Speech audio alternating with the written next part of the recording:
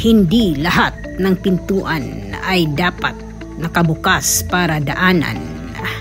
Gamit ang isang lumang tela, ang pintong ito ay dapat tabunan upang hindi makatakas ang mga ibon sa kanilang tahanan. Para maipasok natin ang birdhouse.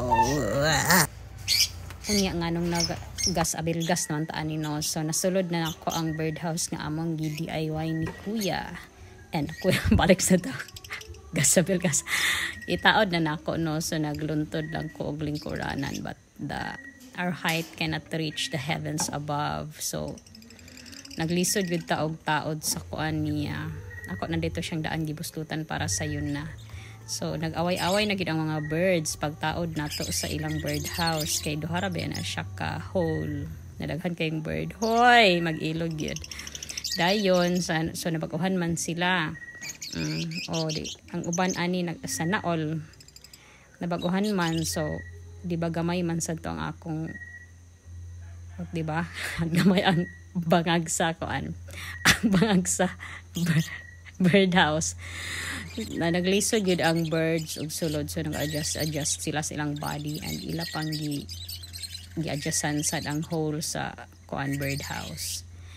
Taod-taod gyud sila nga nangita og kuan naglisod pa sila na sa makita nato no ugoy naglisod gyud taon ang birdie tweet. So nakakita siya technique, dili ang body ang problema, ang iya ding technique. So happy kay siya nga nakasulod ra siya. Mag-chest fest din siya. Oh no, ako agapon ako ra gyapon mag-try. Diba? Away-away pa gyud ang everyone. So moto siya kani gyud siya nga bird no sa akong nabantayan kay pinakahawod ni siya diri. I don't know basin mo ni siya ang babae. Hoy. So bisan ang isa ka door, ang isa ka hole iya gyapon giangkon. Nahuman naman day. Okay, bye.